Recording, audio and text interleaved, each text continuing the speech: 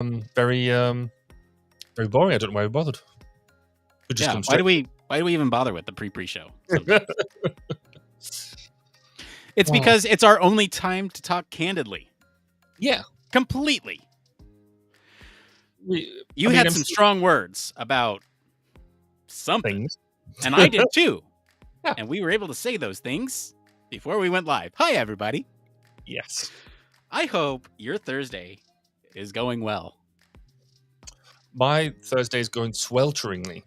I mean, literally, because we're in the middle of a heat wave, which is kind of rare for September for us.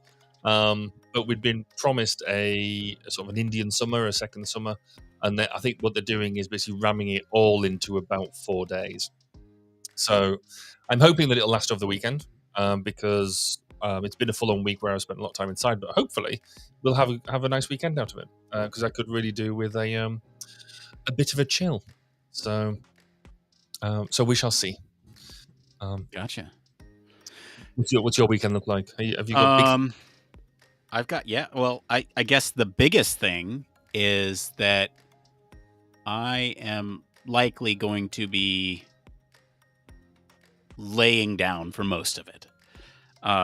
This is my one more thing, but I'm going to share it in the pre-show because I was going to say that we don't have the explicit rating again. Are we?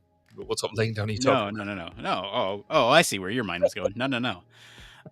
So, all right. This story is embarrassing. And I've told this story a couple times already, and I've been really struggling with how to tell this in a way that is less embarrassing. But I feel like there's just no way, so maybe you can help me brainstorm it. So the context here. For the laying down piece, I double sprain my knees. I sprained both of my knees simultaneously last Saturday. Okay, hold on. The how is the embarrassing part. All right, so I'm no stranger to good form, all right, with like working out. So if I was squatting in the context of working out, I don't think this would have been an issue. I think it was the context of the squat. Right. Again, I will just point out the explicit rating on that we don't really want to get. So okay, well, no, your mind is going to like places that it shouldn't, because I think the context of the squat here is what threw me off a little bit. So my son still needs some subtle encouragement to go potty. Mm-hmm. Okay. So I was squatting down, subtly encouraging him to go potty. And I don't know what happened. As I came up out of the squat, I heard both my knees pop. And I immediately became lightheaded. Reached for the nearest thing I could find, which was a stack of toilet paper boxes. Put my hand on it, and they were arranged in just a way that like it wouldn't offer me support. So I put my hand on it, fell down, and I don't know what happened after that, but I woke up I woke up on the floor, face up towards the ceiling, next to my son's potty, like inches from pee, and with my wife hovering over me, asking me what happened. Sorry, I'm not laughing. No. And I mean, it's hilarious now. It was really scary in the moment. And so I don't exactly know what happened. I can walk on them now. They hurt. Mm-hmm. I was in double knee braces earlier this week. And I'm still having some difficulty like getting up and some mobility issues and some pain issues, but like healing. The whole pop and passing out bit, that's the bit that I think would, I don't know, mildly concern me. That's the part that mildly concerns me too. Yeah. I guess, yeah, I was going to say, have you been to the doctors or anything with this? But that, I guess it's a slightly more difficult conversation. In the US, yeah. In the US, you can't. It's not as easy. Just well, I mean, said that in the UK, I could have gone to urgent care, but look, here's the thing: is I wasn't like if I was completely unable to walk, if my knees were like buckling, I was able to walk after it, albeit in pain, and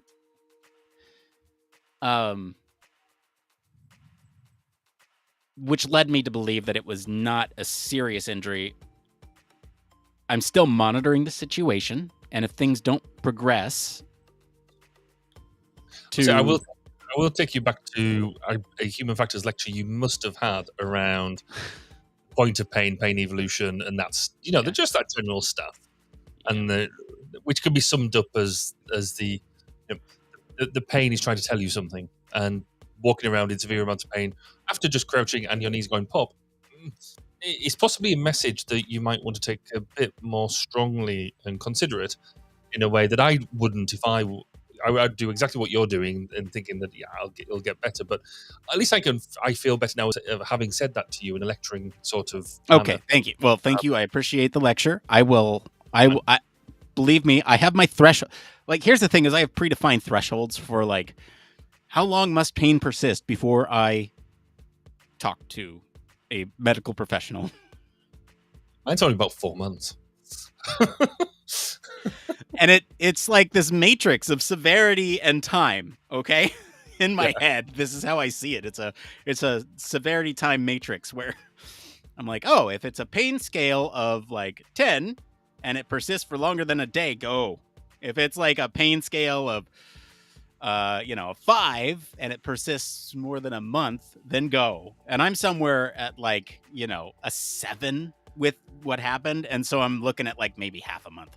So if it so like 2 weeks. So I'm looking at like, if it doesn't get better by the end of next week, I'll go in. And you'll go. Fair enough. Yeah.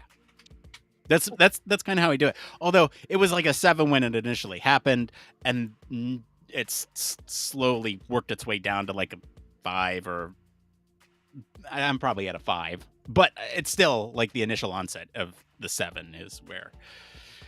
Yeah. Yes. That's where when I did I had the trapped nerve in my shoulder that my wife sort of recognized that I was in real pain.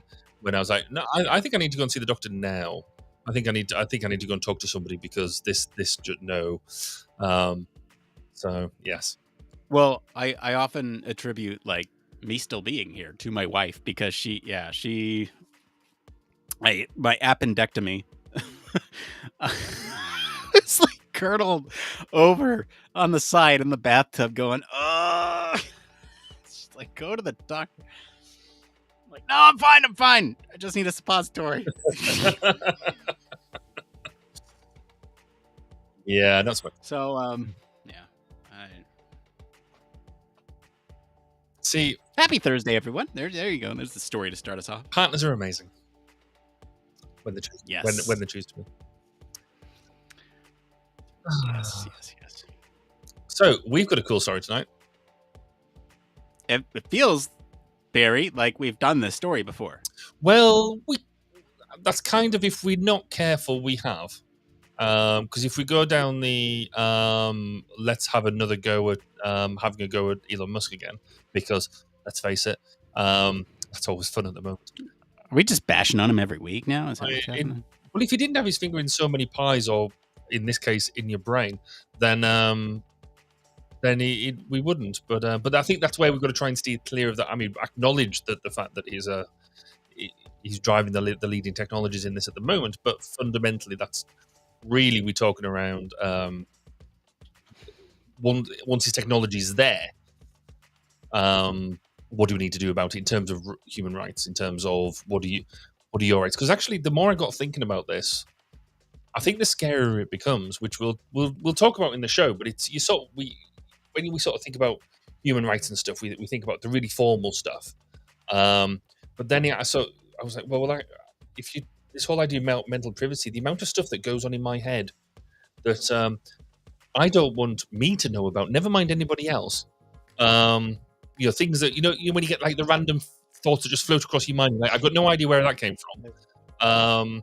or you're Yeah. thinking 3 or 4 different things at once, or just when you get distracted and stuff like that.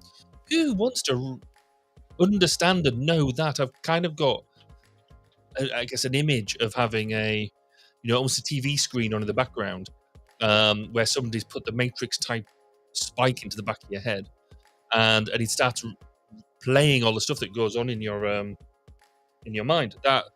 That's just, there's a lot of stuff there that people just don't want to see, and I think we'd look at people in very different ways. So you just reminded me of a TikTok I saw earlier this week. Those random thoughts that come into your head. This family at like, cliffs by an ocean. There's a child there, and the child says, "Oh, look how close that lady is to the edge. She could just one push and she could go whee."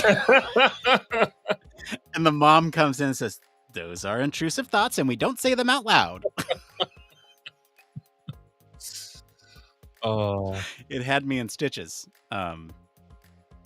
It's no, but you're right. I mean, there is so many random things you think that you just like going, yeah. Oh, sorry. I'm gonna. Oh my god! All right. Oh jeez. But you're right, though. We've done this before in terms of certain elements in more than one episode in one way or another, but definitely one.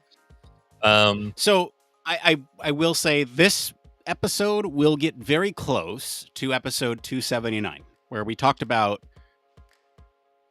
BCIs as a device posing a threat to our mental privacy. And this article is more along the lines of the rights that we have with that. So I feel like we can kind of continue that discussion, because a lot of the things that we talked about in that previous discussion were on things about kind of the larger trend of like Meta, Microsoft, Apple, all developing these BCIs and potentially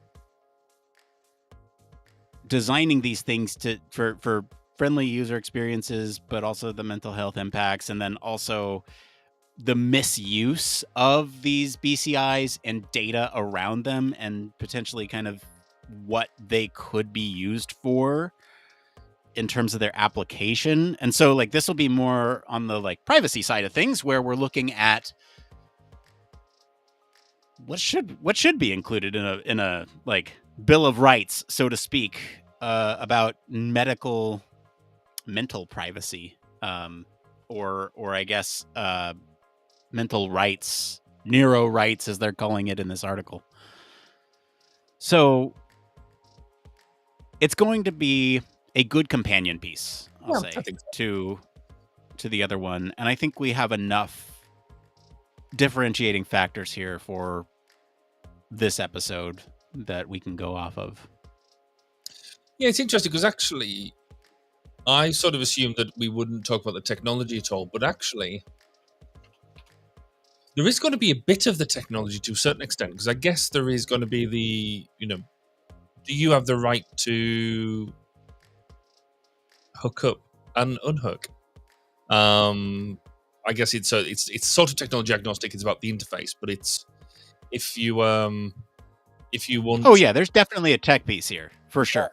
So I'm going to change what my. Okay, you go ahead and change that. Yeah, just because I think we should be looking at.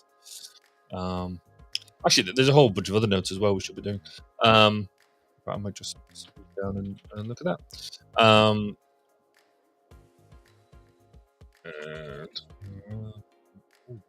Not fun today either. I had, as I said last week, we moved into new offices, and so I was putting my desktop back together. So my laptop and the hookup and the because I've got more of a gaming keyboard, because I find the gaming keyboards work better, and a mouse because I like the pretty light. But then my typing, my spelling, and everything was just way worse than usual. And I'm like, I know my spelling isn't brilliant, and I type pretty quickly, but I'm not a proper touch typist and things like that. And so I do spend time correcting errors. But it was way worse than usual, like really way worse. And I couldn't work out what was going on. it wasn't until I slowed everything right down and I started looking at what was going on the screen as opposed to what I was typing. Basically, the keyboard wasn't working properly since the move. The keyboard just wasn't working properly, and so I swapped it out for a standard keyboard, and now my spelling and writing has just moved up to being rubbish, my usual level of rubbish, as opposed to completely incompetent. So I think I might be in line for a new keyboard. You should get one of those chording keyboards. Have you seen those? No. The chord keyboards that stenographers use? You must have seen them. I might have, but I don't recognize. They're fascinating.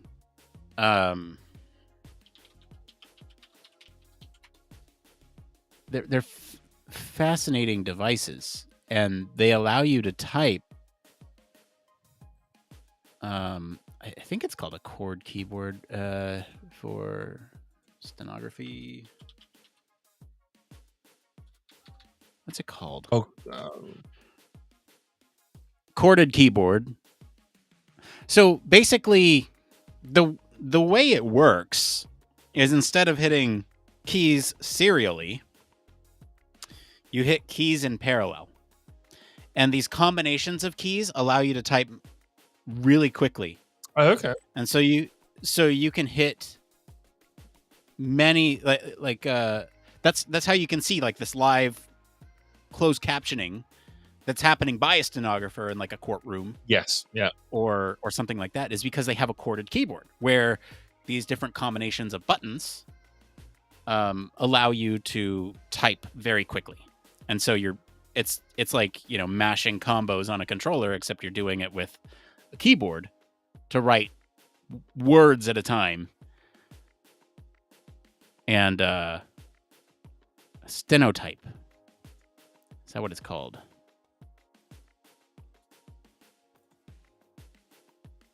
Yeah. Here, I'll courtesy of Wikipedia. This. Let's just share that one. This is what a stenotype looks like. Okay. And you can see there's no letters or anything on it, and you just learn the chord combinations. Cool. But you might be able to, make like one word with one hand and then the next word with the other hand and just keep going back and forth. And it's like, apparently you can make them, you can write really fast. WPM with a stenotype first keyboard. Let's see.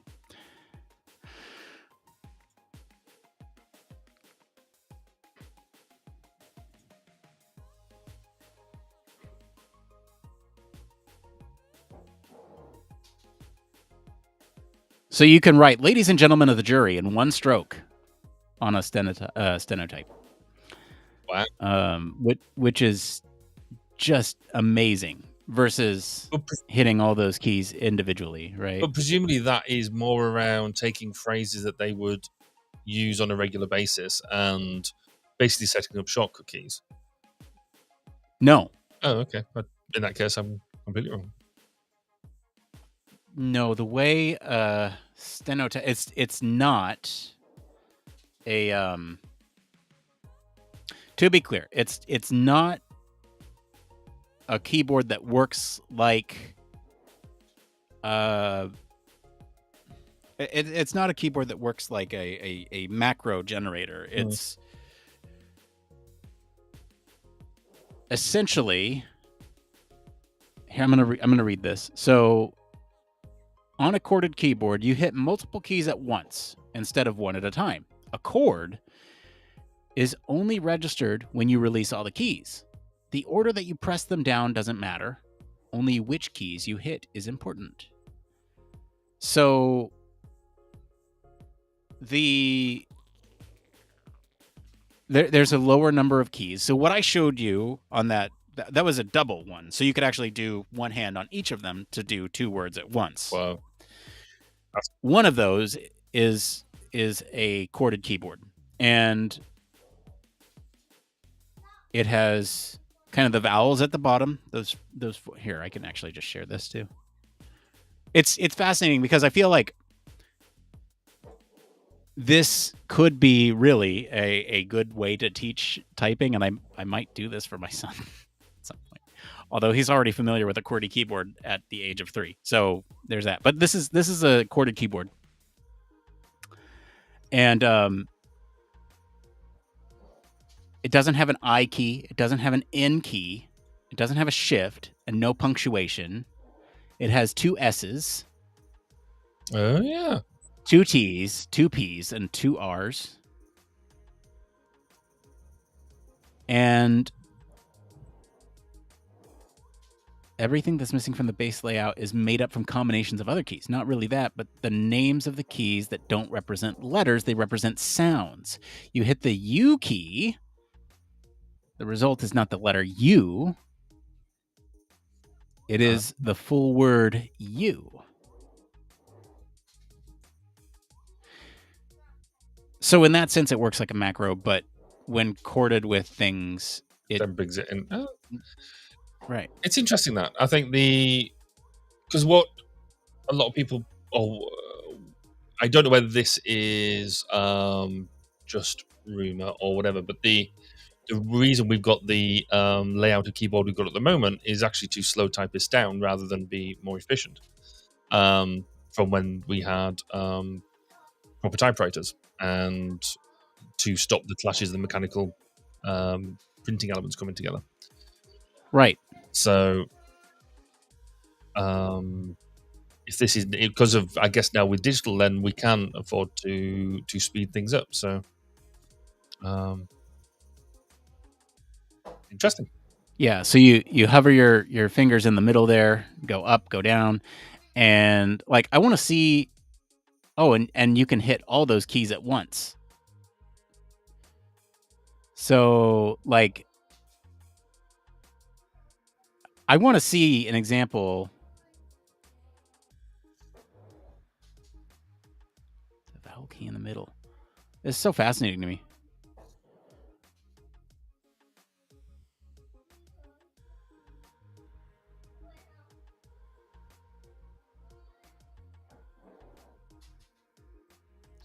Yeah. And anyway, I'm now just looking up to see whether I say whether what I said is true or it's just urban myth. I think it might just be urban myth. So the QWERTY did place common alphabet letters at a distance from each other, right, to stop them. Okay, that's what I thought. I didn't want to say anything, but I thought they had organized the keyboard in a way that made the most common letters easier to access, right, and moved things like Z out of the way, so that way you're not reaching for that as much. Z, Q. So it's sort of half right in that it was made to make the act of mechanical typing more efficient. But it is still less efficient. It's still less efficient than modern day keyboards, such as the Dvorak and the Colemak layouts, which I don't know what they are. I guess I now need to know what that looks like to understand the difference. Next week on the show, yes, corded keyboards. I see. Okay, so the Dvorak keyboard layout looks odd, but puts the most common keys right on that center row. Not vastly different, but it is enough. And the Colemak it's got right. Yeah, it's a similar principle, but it's or similar intent. It's just a change around to be more efficient, even more efficient, and not worry about the mechanical. Interesting. So I didn't think we'd end up going down that route. No, I didn't think so either. Before we start, I wanted to just mention one other thing. Mm-hmm. Go for it. And it's not one more thing. It's it came from today. Mm-hmm. Usually, I am just come on. some weeks I don't even think we should do it, honestly. And I've been thinking about that. But this week, the questions are phenomenal. They're certainly questions that I think we can actually provide some decent input to, instead of just saying, get another job. Or what's the other one? Your portfolio, just make it up with whatever you've got.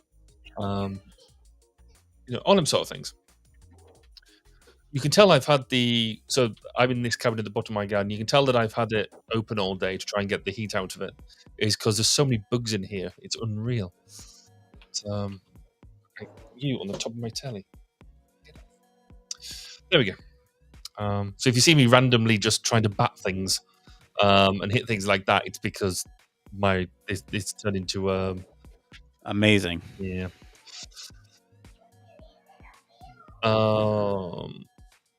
But yeah, no, I think the 3 questions are good. They're valid, and definitely a vein in a different vein from our normal.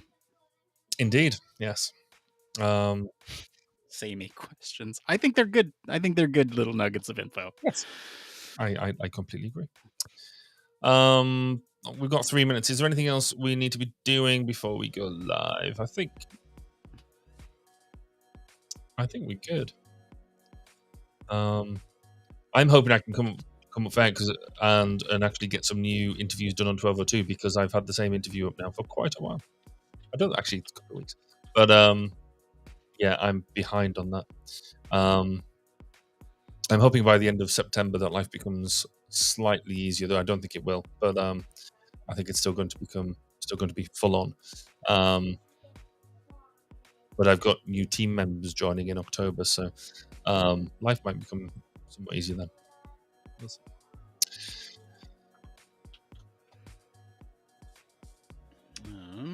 For some reason, something didn't happen here in the right way. Oops. Don't know why that is.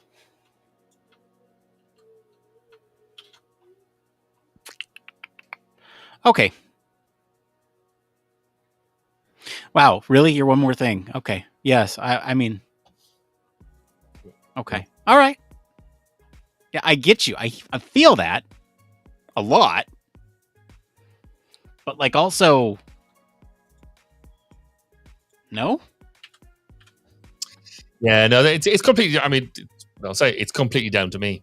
And prioritization being... if I might change it, because I might be a bit more honest about something that was reflected about me and the way I lead, and which was equally a slap in the face and a interesting, useful realization point. Oh, okay. I'm interested in this. I love me some self-reflection. Yeah, I think I might. Yeah, I might go down that route. In fact, they're both linked. So. Okay. Okay. Cool. Oh, and it is still very warm in here. Sweltering. It is. So again, as well as wafting around trying to hit bugs, you're probably going to see me sat just melting in a thing. So the breaks that we have is going to be me dashing outside, sticking my head underwater, and all that sort of stuff. Awesome. If you don't come back from this intro with a drenched scalp, I'm going to be disappointed. I'll be right back.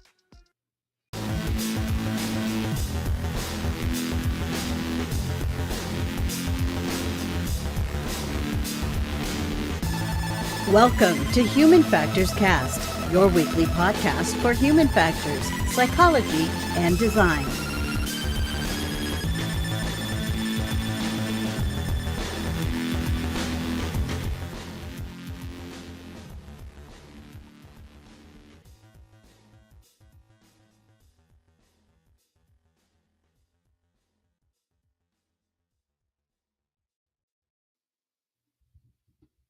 Hi, everybody. Hi. It's September 7th, 2023. This is Human Factors Cast, episode 293. I'm your host, Nick Roome, and I'm joined today by Mr. Barry Kirby. Hello. Hi, Barry. Your head's not wet. Oh, it is. You just can't see him very well. I'm Okay. All right. sitting down here. Oh, not nice. For context, go watch the pre-show. We got an amazing show for you all lined up tonight. We're going to be diving into the fascinating world of neurotechnology once again, and how it's blurring the lines around mental privacy and what it means for our neuro rights. And later on, we'll be answering some questions from our community about traveling jobs for human factors professionals, creating research questions, and when to delete usability test recordings. Nice, refreshing change from some of the normal questions we get. But before we jump into all that, let's kick things off with some programming notes. Hey, we're not going to do a show next week. 8/14, or 9/14 is no longer August. It is September. No show September 14th. Changing that in the show notes. And if you do have the means to, we would love for you to go leave us a review and tell your friends about the show. And if you have the money and you want to do that too, we have a Patreon. You'll find all about that at the link. But Barry, I have to know what's going on over at 1202. So at 1202, the latest interview is an interview with Dr. Mark Young. And he's one of these people who spent a fair bit of time in academia and in industry, and he's just flipped back again to go back into academia. So we talk about that balance between academia and industry and what it means, what both sides could learn from each other in terms of what our priorities are and what our drivers are. Also, Mark is the upcoming president, so he's the current president-elect of the CIHF, so we talk a bit about what his ambitions are for the Institute. So, well worth go and listen. Perfect. Well, let's not bury the lead. Let's get into the into the article of the show and the thing with.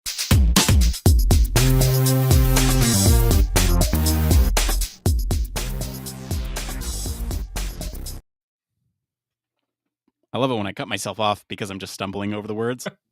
This is the part of the show all about human factors news. Barry, what is the story this week? As long as you promise not to cut me off before I finish. The story this week is about new... Okay, I promise not to cut you off. Oh, sorry. I asked for that, didn't I? Totally. The story this week is about new neurotechnology. Is blurring the lines around mental privacy, but are new human rights the answer? So in the article, the author discusses the advancements of neurotechnology and the ethical and privacy concerns that come along with it. They highlight the growing number of companies developing brain-computer interfaces, BCIs as we've referred to them in the past, and the potential benefits for patients with paralysis or neurological disorders. However, it also raises the important questions around mental privacy and autonomy. They argue that while neurotechnologies can record brain activity with great specificity, interpreting and reading the activity is complex and not straightforward. They compare the privacy risks of neurotechnology to those of more familiar data collection technologies like online surveillance and wearable devices. The article also delves into the concept of cognitive liberty, which is the right of individuals to think independently and autonomously. Proponents of cognitive liberty argue that greater regulation of neurotechnology is needed to protect individuals' freedom to control their own thoughts. However, the author suggests that the way cognitive freedom is discussed neglects the relational aspects of who we are and how we think. They emphasize that the importance of acknowledging the many influences and forces that shape our thoughts and advocate for a holistic approach to protecting privacy and freedom in an era of advancing neurotechnologies. This article raises important questions around the social and ethical implications of neurotechnology and calls for thoughtful consideration and regulation in order to protect individual rights. So, Nick, what are your thoughts on... Oh, wait, hold on. Can I not just plug a USB into you and read your thoughts directly and it'd be there for all to see? Wouldn't that be scary? Oh, yeah. So this topic might sound a little familiar to listeners of the show. There's going to be some overlap with another episode that we did back, I think, in March of this year. I was talking about neuro privacy. It was episode 279. So we're going to try to focus on the neuro rights rather than the technology piece. Like I said, there will be some blurring and some overlap here, but it'll be kind of a continuation of that discussion. So my first thoughts is, yes, we should have human rights to our thoughts and our privacy and our brain, because no way am I letting Elon Musk inside my head. I don't know how you feel, but if we're going to continue the theme of last week of hitting Elon Musk over the head of bad decisions, no way am I letting him in my brain. I get worried about the aggregation of data from things like my browser history or my search queries. Like, how can you give me a targeted ad when I didn't even search for that thing, and I may have said it, and my thoughts somehow have connected. When I say thoughts, my search patterns, my browsing history on social media or whatever has somehow indicated to these algorithms that I need an ad for deodorant or something. I don't know, right? How does it do that? Well, it aggregates all the data, but how does it transform that data? We don't know. There's If you can do that with brain and thoughts, that's a lot more scary. And especially when you start to get to like neurodivergence, where you might have more errant thoughts than maybe someone who's neurotypical. So, like, I was bringing it up in the pre-show, but like invasive, intrusive thoughts. Like, what if you have those? Like, are you going to get an ad for something? I don't know. But I mean, to me, I think this just calls for like an incognito mode for your mind. Can you turn it on and off? You brought up that question also in the pre-show. I don't know. I'm kind of cart before the horse here, Barry. What are your initial thoughts on this? My initial thoughts are quite long. I think to sort of reinforce the point that you made, let's not worry about specific technologies. Let's give Elon a break. Assume fundamentally that for the sake of this discussion that this is a thing that we can do, or we're close to it. But as we get close to it, it is absolutely right that it is something that we should be talking about. We have learned through the examples you just highlighted around the evolution of the way that people can use and abuse data and also really interrogate it in a really deep way that we didn't know about before. So the way we talk about this, a lot of this is evolutionary, but in the similar way that we talked about the space stuff that the FEA were doing, because we now know, we've learned that we need to be doing some of this early, then we should really use the example of this as well. And yes, let's talk about and let's put some rights in place. Again, having that piece around it that we don't restrict what we can do, because I think there is some amazing things we can do with this. We talk about neurodiversity. I think this will lead us to understand better what neurodiversity is all about. And actually, I think we'll find out that the idea of being neurotypical is probably quite a rare thing. That we understand more about the wonderful thing that we currently abstractly just call a spectrum, which I think is it's way too simplistic, and this will help us learn more. We don't want to restrict that type of understanding, but equally we are a long way, I think, from the movies would have us believe that, or our simplistic way of understanding this is somebody puts a spike a la the Matrix inside your head, and we will just get a verbatim stream or a movie of what your thoughts are. And we don't think, I certainly don't think that. I mean, I don't think like that. That's, and I don't know. We don't really know how anybody else thinks. It's our extrapolation of doing that type of thing. So what that looks like, how we interpret that, is still miles and miles away. So it does frame the question around Neurorights and what are they actually consisting of. So we quite rightly said we have freedom of speech. What about the freedom of thought? If you're having nice, pleasant thoughts, fluffy clouds and nice beer, that type of thing, they're all fine thoughts. But what about thoughts that might be close to the edge, that you might be having violent thoughts, you might be having thoughts about other people that are fine in your own head, or you might have an opinion that you never voice, but you might still think, but you have personal self-control that you don't do anything about that. Is it right that actually we could actually censor the way that you think? So the obvious film correlation here is 1984, where you have like thought speak and thought crimes, and things like that. We need to make sure that our democracy relies on the need for people to be able to think and have that freedom of speech. But I think also this is more than just simple, and I use that word, in do the whole inverted commas thing. simple civil liberties, because it's not just about being able to communicate with other people. What does it mean for like communicating at home with loved ones? Will there be a demand almost to be able to hook up on that mental level, and there be that level of expectation to do that? And what could that mean for relationships? What could that mean for building up relationships and the relationships that are breaking down? What right do we have to have a secret, to have our own personal thoughts, our own personal opinions about things that we never pass on to anybody else? So that's a whole one package that I would like to explore. The second bit is, how do these thoughts get stored? So having not talking about specific technologies, but around, if we are thinking these things, they get uploaded somewhere to the cloud, whatever that cloud looks like. Who owns the cloud?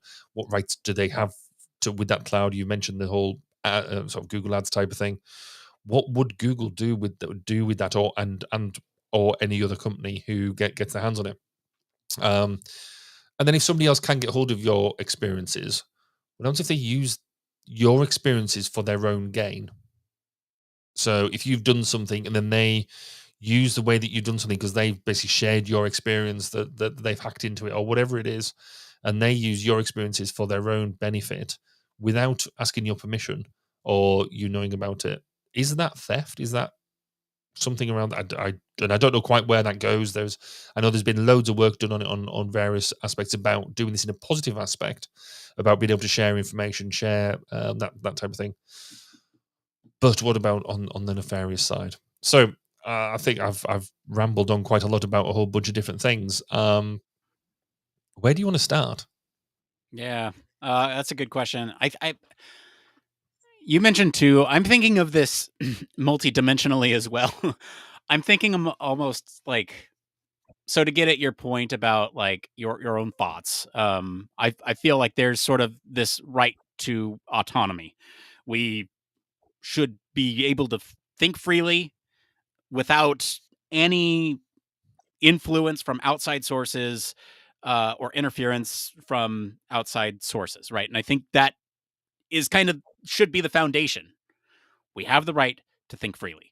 I think there's also some of the things that you brought up around data ownership and where's that data stored.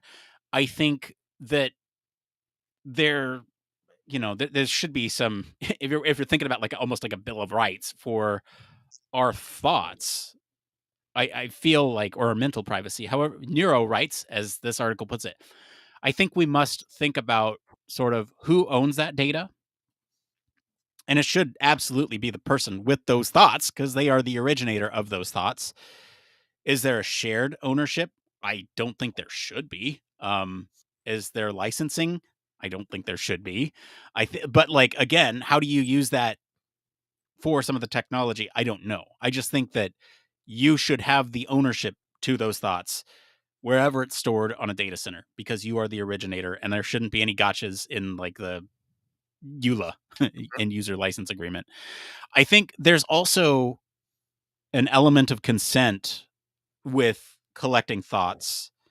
You should have a right to consent, for lack of a better term, what data can and can't be collected.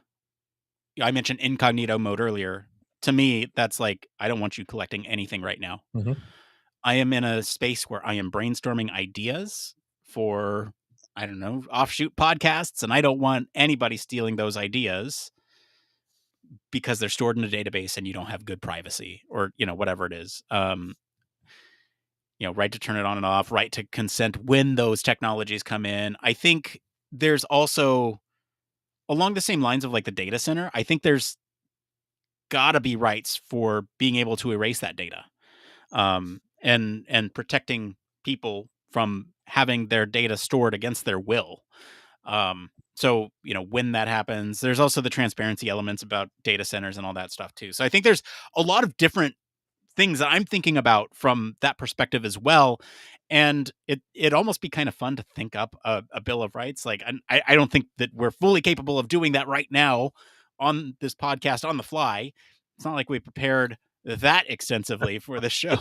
I mean, not to the extent that we would go through and look at Bill of Rights and everything, but I mean, you think about some of these things in connection to older technologies, right? So like the autonomy, you can think about how some of these algorithms on social media are influencing our thinking and decision making. And you can, like I said, with those advertisements, like those are coming from somewhere, and it's the connection of browsing history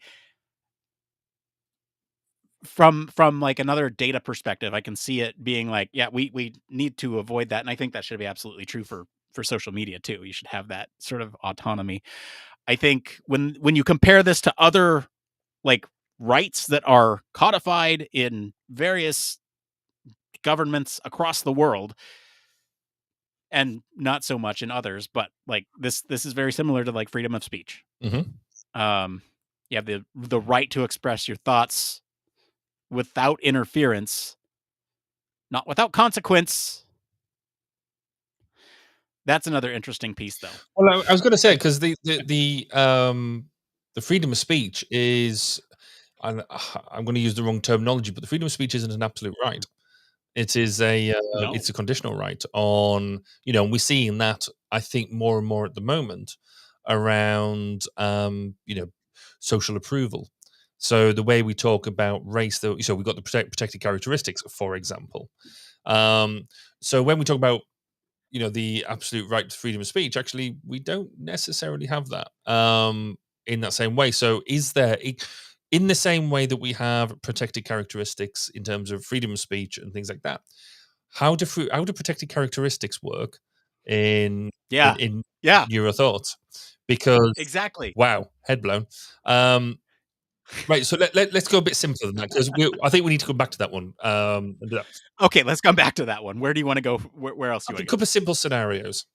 When you get arrested, you have you can take the fifth. In America, in the UK, we have the right not to say anything, unless it harms your defense.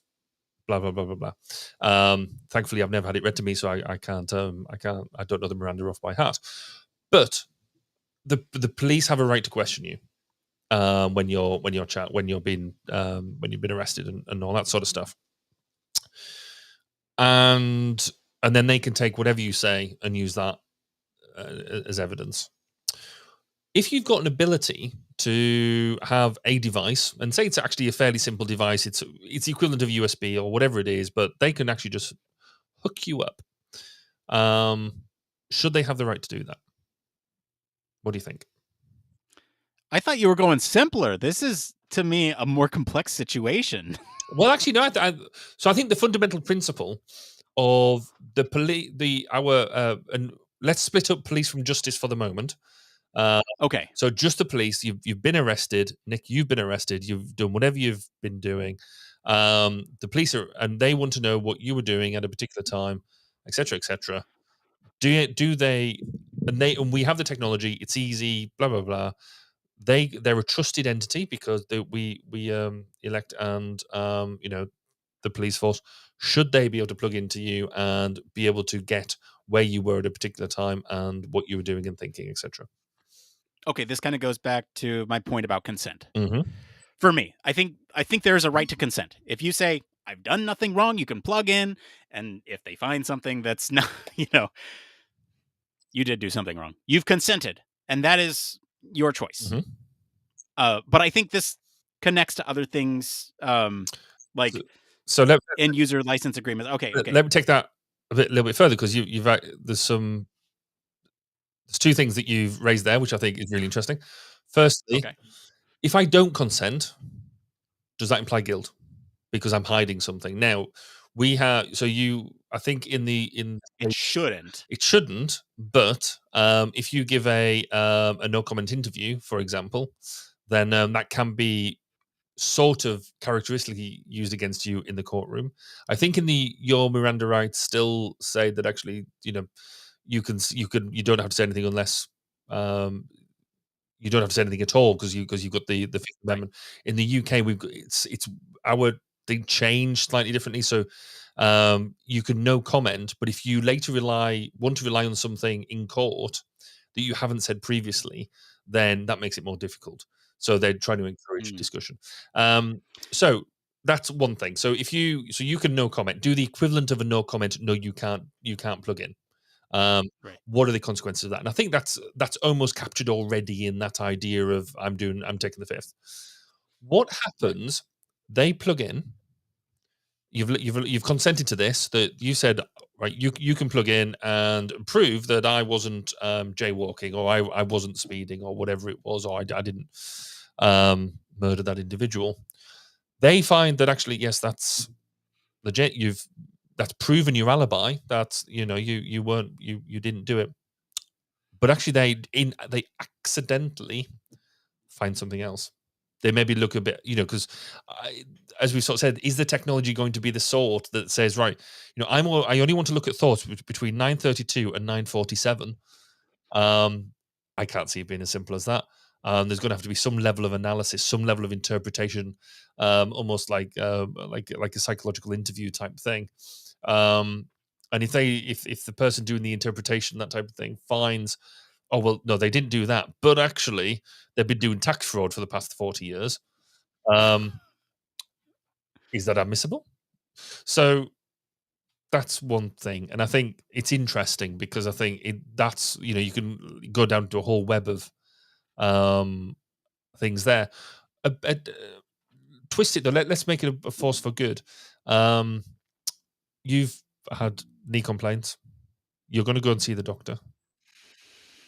Will you get to the doctor and they say, it's okay, just let me hook in, and then I'll be able to understand what you were doing, what you were thinking at the time, why you did such an activity, or even, Right. would this work if you're unconscious? That'd be cool, or not. Do you have to give positive consent to plug in? Because if you rock up to the ER unconscious and they have the ability to plug in and work out what you're doing for completely good, genuinely good reasons, but then they find stuff out. I mean, where do you have to consent before that happens, or can people just jack in to your brain just for fun? What do you think? Yeah, I think. Well, you've brought up a lot of really interesting I'm here. questions. So there's like you could let's start with the medical, because that's where my head is at right now. Okay, so there are informed consent practices in medical, and I think that is a good analogy to take when it comes to plugging in at the doctor's office. Do you give consent? Yes. Patients must be informed prior to whatever procedure they're getting done, or in this case, a BCI, that what data is being accessed. And they got to give consent for that. And I think that is going to be fairly analogous to the rights that are present today. I feel like that's just going to be built on. When it comes to other things, like if you're unconscious, I feel like you must have other safeguards in place. Like in some cases, there's like people with DNRs, do not resuscitate, instructions, basically, that if they go offline, they're not going to reboot them. So I think something like that could potentially exist for this. If I'm unconscious, do not plug me in. Even if it could be life-saving, do not plug me in. And I think that is the right that falls under that right to consent too. Now, when it comes to law, I don't know all the answers, and I feel like Before we jump into the law bit, okay, go. With the this informed consent with the doctors, what am I consenting to? And the reason I ask the question is, if I consent to a blood test, and they take the blood, but they still turn around and I'm consenting to a blood test for this test, this test, this test, this test. You can only use my blood to do, or you are using my blood to do these 4 tests. You can't then go off. They're not allowed to then go off and do a pregnancy test or another test that Right. you haven't approved to. You haven't approved the use of. If I'm saying yes, of course you can jack in. What am I? Okay, be careful with your language here. We don't want to get. That's true, but that's a good matrix phrase, so that's fine. If I'm hooking up, what am I allowing you to see, and how do I? Much better. That's true. how do I know whether my rights have been infringed or not? Because it's not like you can say, oh, well, actually, look, I've got evidence here. You took 5 tests instead of 4. You took 2 vials of blood instead of 1. All you've got is, at the moment, we assume that the thoughts are not getting sucked out of your head. They're being read. So, or they're, interpreted in some way. So you presumably don't know what has and has not been read, interpreted, whatever the terminology is. Okay. All right. Let's cart horse this, because I think there's two things going on here. I think, one, we're talking about rights in the sense of, like, in a perfect world, this is what should happen. I think what some of the stipulation that you're throwing out there could be seen as this middle ground where technology could potentially overstep when we haven't necessarily figured out how to rip the correct thoughts out. And so I guess, what comes first, the rights or the devices? The devices are already out there, or they're starting to be developed, which is, I think, why we need sort of these rights, because the rights will drive the limitations of the devices. If we say that you cannot access these parts of the brain or whatever it is that is happening, then these companies will build the devices to do exactly that. Now, they might fail. They might need to get government approval to do some things. It might be red tape and caution tape everywhere to get those things done, but they'll happen in a way that will be in adherence with that Bill of Rights, the Neurorights. If it goes the other way, and it happens like AI, where there's this big boom and everyone's like, oh, look what we can do with this. We can, all these nefarious purposes. We can fake your grandma's voice and get your PIN number without any laws in place, right? And I'm sure that breaks some, but that's up for interpretation right now, because it's not codified in an AI Bill of Rights. But if we had done the AI Bill of Rights before all this technology, then, and we had specified who's liable in those situations, then there might be some limitations on the technology.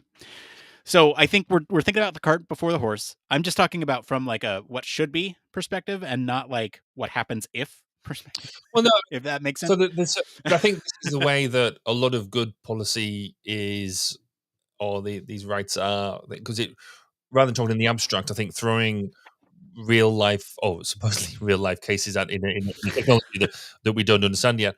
And actually, somebody else is doing the same, some of this on social media. So Sean Sabatini on my LinkedIn raises a couple of interesting points that I think we should reflect on.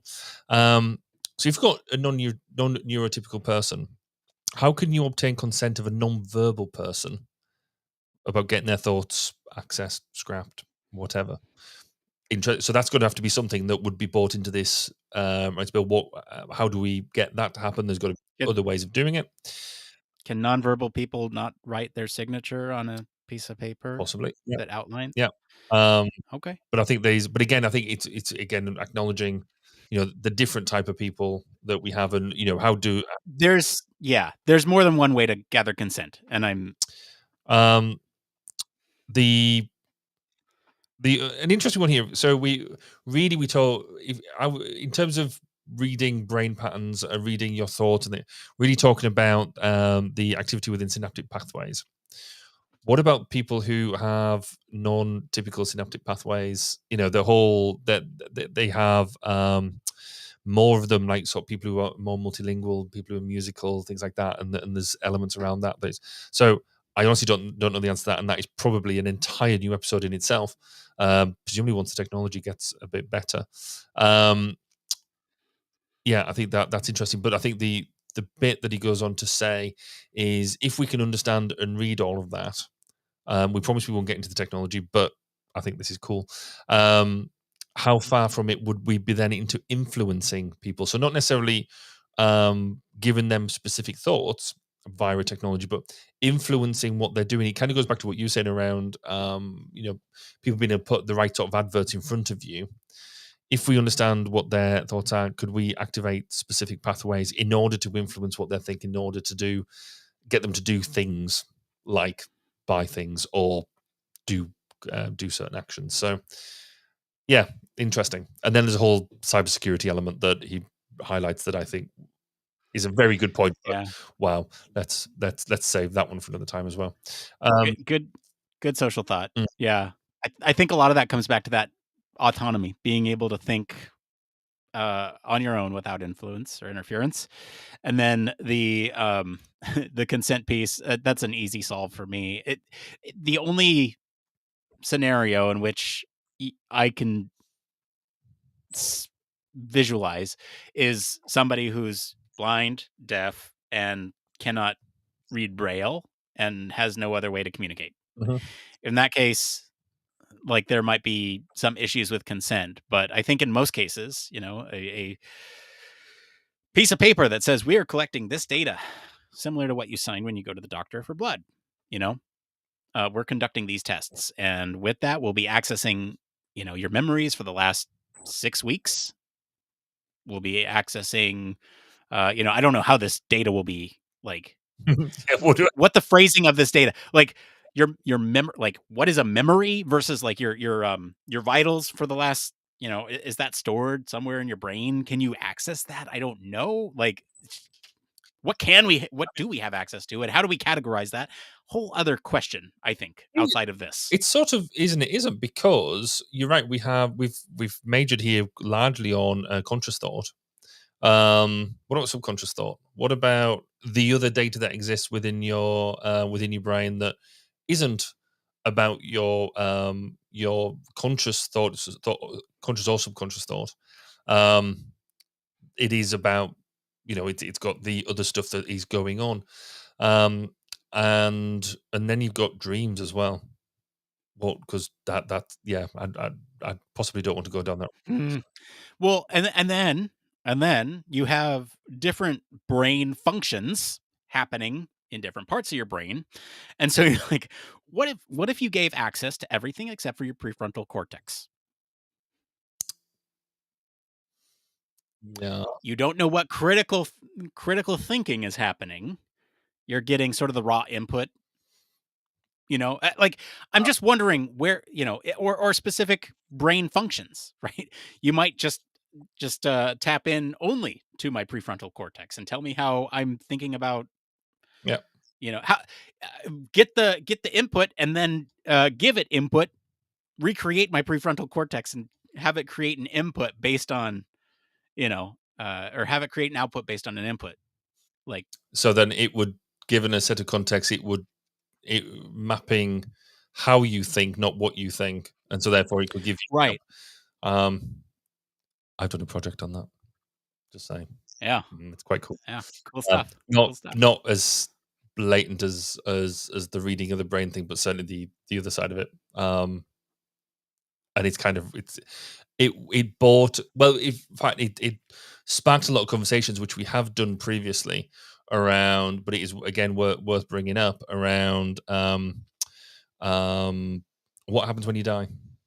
All these things are stored, they get reused, because I think you and Heidi did the actual episode on this sort of thing, because I think I was on a holiday and I was commenting in the background.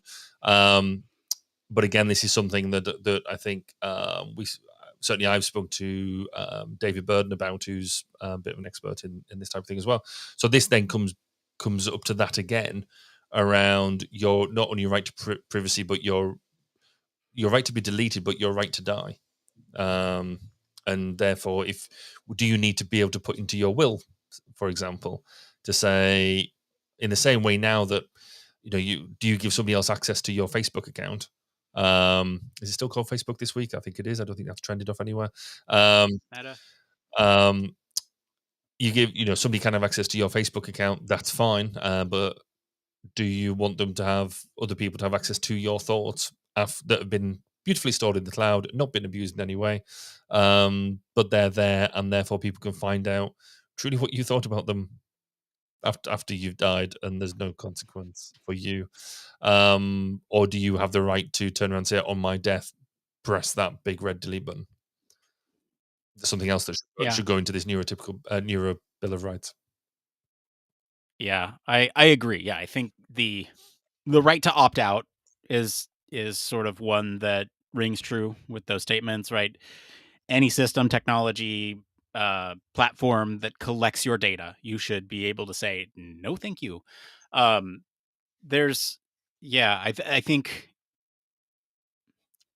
yes, I have some closing thoughts that I want to get to, but I want to hear from you. What are your closing thoughts on this? Because I can't believe we've already talked for almost 40 minutes on this. Wow, that went quick. I think my last thought is around, again, it's around government usage, and it's at the moment a lot of, so we've transitioned a lot in the past, I would say 10 to 15 years, to everything that you access for government is now online. That online is standard. So if you want to order, work out when your bins are being collected, all the way through to accessing critical services, online is the way you do it, and anything else is by exception rather than. So if you can't access the internet, there is a paper version that you can find somewhere in a very hard to do way. How long are we when brain BCIs become the norm? How far away are we from the government saying the way that you access this service is through a BCI? No other way we'll do it because it's the easiest way for us to implement it, and to know that you're a legitimate person doing their thing. They'll make the case for it. It might be 100 years away from now, but access by BCI is the only thing. Are we seeing the thin end of the wedge at the moment? Well, we better make some good Bill of Rights for that, because that's that's what it's going to be built on. And I think my final thoughts here along the same lines of the Bill of Rights, there's some that we didn't even bring up. We touched on security a little bit, but the right to have those stored in a secure facility. I think the right to transparency, knowing what your data is being used for and how it's being used and what things they're doing to it and for what purposes. I think that's really important as well. I think we didn't even talk about sort of the we talked a little bit about non-discrimination about thoughts, but there should be no sort of the presence or absence of certain thoughts should not be, you shouldn't be discriminated against because of those. And I think that touches on a lot of things, and I think, and kind of, I don't know, you can compare that to sort of equality, other equality laws out there, non-discrimination laws, those types of things, to make sure everyone's treated fairly. I think there's also, just to kind of end this out, I brought up the opt-out thing, but then there's also the right to remediation. If any of these rights are kind of broken, then you should have the right to seek, some sort of remediation for those. I think this is a really interesting topic, and I can't believe we talked about it for what seems like not that long at all, and it's already been 40 minutes. So with that, we're going to take a quick break. We'll be back to see what's going on with the human factors community right after this. Are you tired of boring lectures and textbooks on human factors and UX?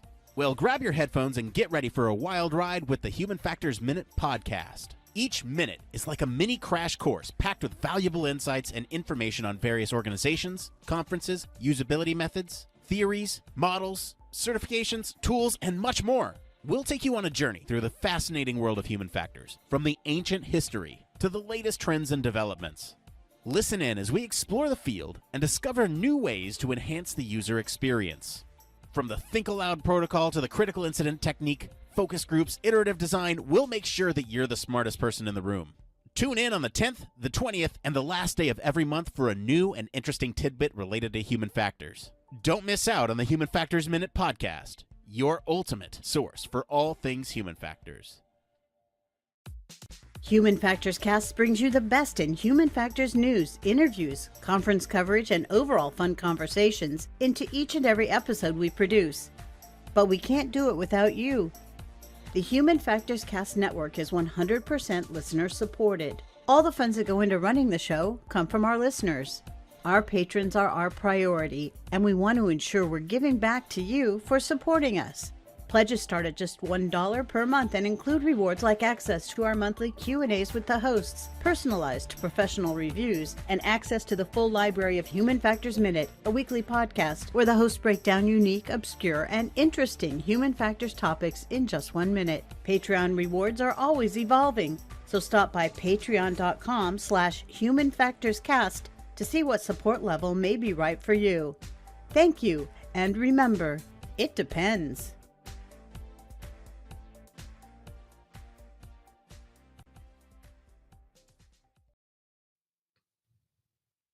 Thank you to our patrons and all of you for selecting our topic this week. I forgot to mention before the break. And thanks to our friends over at Scientific American for our news story this week. We do post all the links to all the original articles in our weekly roundups in our blog. You can also join us on our Discord for more discussion on these stories and much more. We also want to give a huge thank you, as always, to our patrons. We especially want to thank our Human Factors Cast All Access and VIP patrons, Michelle Tripney. Patrons like you truly keep the show running. And you know what? As I'm on the topic of our website and our blog posts, I will go ahead and just plug the website, humanfactorscast.media. We post more than just our news roundups on there, that you can find every episode we've ever done, every interview that we've ever done. It's all indexed there for your convenience. So if you go in and search something like BCIs, you'll find every episode that we've ever done on BCIs. It's a great resource if you want to look into a certain topic area like AI, BCIs, cars, transportation. I don't know. Name something else, Barry. What else have we talked about on the show? Human factors comes up occasionally. Yes, do that. Go do a search on Human Factors on the Human Factors Cast website, humanfactorscast.media. All right, let's switch gears and get to the next part of the show, simply called... It came from...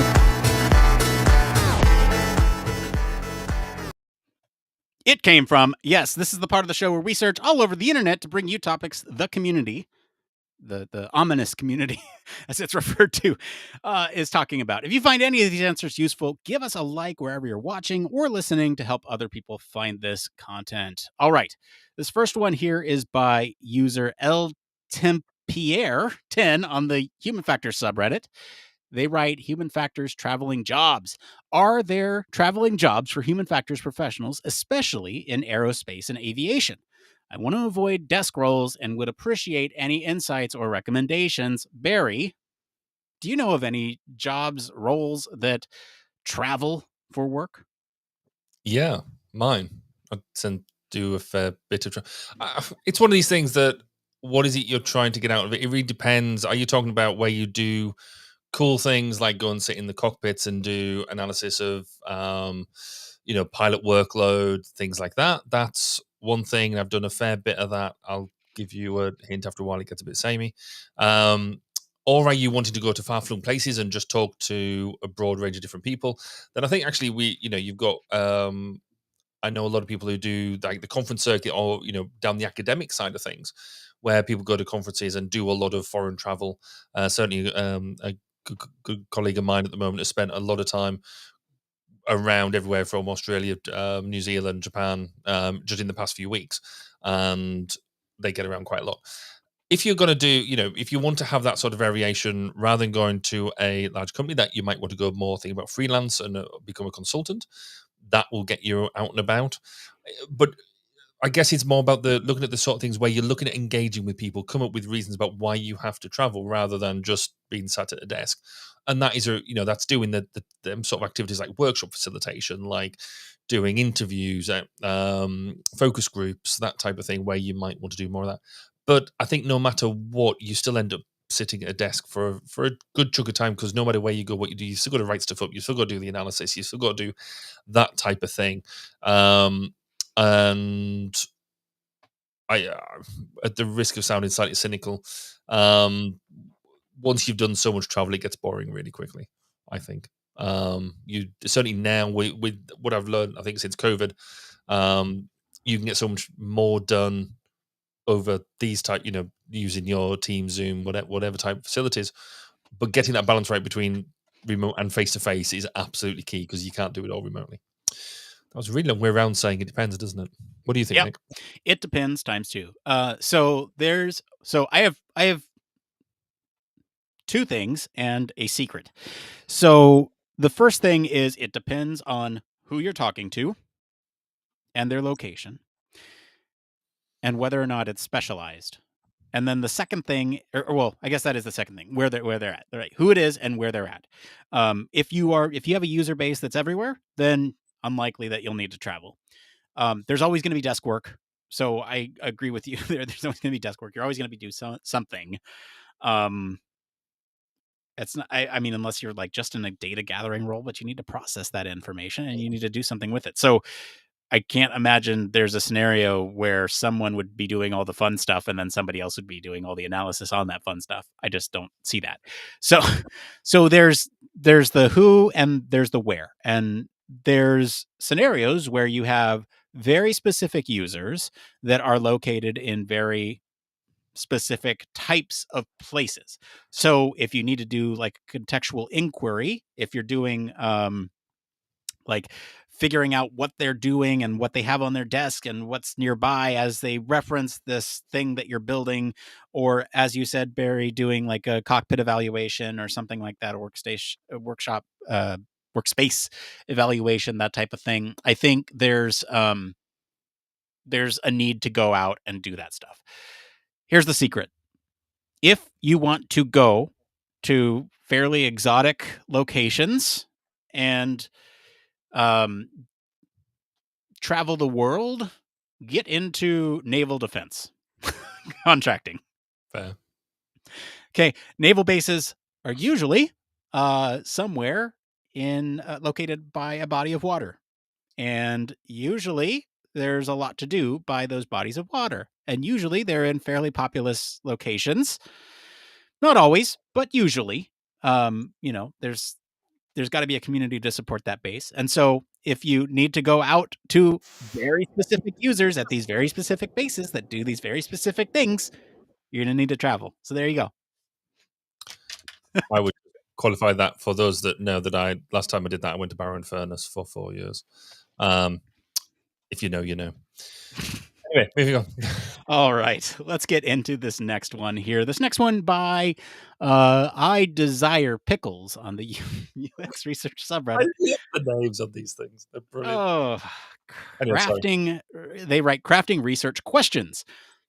They write, as a researcher in a new role, the design manager expects me to create research questions and validate assumptions about creating an app. I am struggling with this and seeking advice on how to approach it. Barry. Can I just use it depends again? So actually, I like this question. It's a decent question because it's so different from what does my portfolio look like? Right. And so fundamentally, I think it almost goes to the crux of how, I mean, you're basically setting your own requirement at this point. And getting the requirement right at the beginning of the project, at the beginning of the research element, is absolutely key to getting good research out the back end. Because if you understand what the question is you're trying to ask, then you'll understand whether you've answered it. And it sounds a simple thing to say, but actually, the face question, the obvious question, might not be the question that you're truly getting to the bottom of. So if you're trying to get to an app about and whatever you're doing, fundamentally, what does success look like? Is it the number of downloads? Is it the number of good customer feedback? Is it number of sales? Or, what is the actual driving The app doesn't exist just to exist. The app exists to do something. So therefore, how do you know if it's been successful? And there will be an overarching thing that what success looks like. And therefore, that is really the question that you're trying to drive to. But that will be a very high level question. I then tend to break it down to between 4, 5, 6 sub themes, because things normally fit into that type of thing, or maybe just the way I think about them. And you will be driven, because people love this. People will want to have some sort of numeric output, because they think that is useful for them. That's not necessarily useful for you. So this is where you actually not only define the question, but be quite stringent on why you're trying to get the type of answer that you're trying to get. So it might be a scalar, it might be something binary, it might be yes, no, I like it or dislike it. It might be a numeric, it might be something emotive, it might be something subjective, qualitative rather than quantitative. As long as you know why you're getting the type of answer and what you're going to do with the data you get in order to answer your research questions, then that's entirely within your remit. But everything has got to roll up to answering your research question, which is fundamentally achieving your requirement. Nick, what about you? I think that's right. Look at the goals of what you're trying to accomplish and start to think backwards into what questions will answer those goals. Ultimately, you're looking at like hypothesis validation or invalidation at the base assumption, right? You might have multiple hypotheses. You're trying to figure out whether or not your assumption of how people will do a certain thing or feel about a certain thing is true or untrue, and what questions will get at that truth. And so that's kind of the process that you work backwards from that. I think just in general, like I think this is not like a researcher asking this. I feel like they've kind of been pushed into this role, or they're asking, somebody's asking them to do this, and they're asking researchers who know how to do this for advice. And so some practical things to look for here. Question banks are a great place to start. I know like Maze has a good one. There's tons of question banks and question batteries out there. Pick and choose from those, which might, and modify them for validating or invalidating those hypotheses that you have. Those might be a good place to start. Alternatively, if you don't know of any question banks, or you're just not hitting the right ones, I don't always advocate for this, but use something like an AI language model. You can say something along the lines of, "Here are the goals that I'm trying to do for this study," and it'll, what are some questions that I can ask users to figure out these things. It'll come up with some things. They're not all going to be great, but it might give you a starting point for thinking about what other questions you can ask, or what sort of categorization things that you can start to put together to measure those things. And if you need to, you can always ask it to follow up and say, how does this get to the goal? And that might actually give you some good thoughts into how to approach that. Okay, let's get into this last question here. All right. Researchers, how long do you keep your recordings? This is by Kim Yu on the user experience subreddit. They write, when do researchers usually delete their usability test recordings? Or in this case, we'll just say any data collection. I have recordings from 2 studies, and my laptop is running out of space. Should I get an external drive? Barry, what do you think? So I think the test recordings here is relatively important, because it is something that you will be thinking, actually, I'll hold on to that, because that's your core, that's your raw material, isn't it? That's the actual words of the people that you've got. However, I'm going to suggest that really be careful with just how long you keep this stuff for. Because firstly, legalities. There are legal things around here. So in Europe, particularly GDPR, general data protection rights, and general data protection in of itself. You should only keep data and people for as long as you need to use that data for. You shouldn't just be keeping data just for the sake of it. So when you do your initial recording, you should be upfront with your subjects about saying, I'm using the data for it to do this, and I will be keeping the data for this long, and at the end of it, I will be doing this with it. And you should already know what your data plan is. That should be part of your briefing. And really, I would say for recordings in particular, as short as possible. Don't hang on to them. Once you've transcribed them, once you've done your notes, but make sure you've done your transcription and you've done your notes and analysis before you delete them, because you'll transcribe them and then you'll think, actually, I need to go back and look at, particularly if you're looking at something as well, it's not just about what they've said, it's about what they're doing, it's about their body language, all that sort of stuff.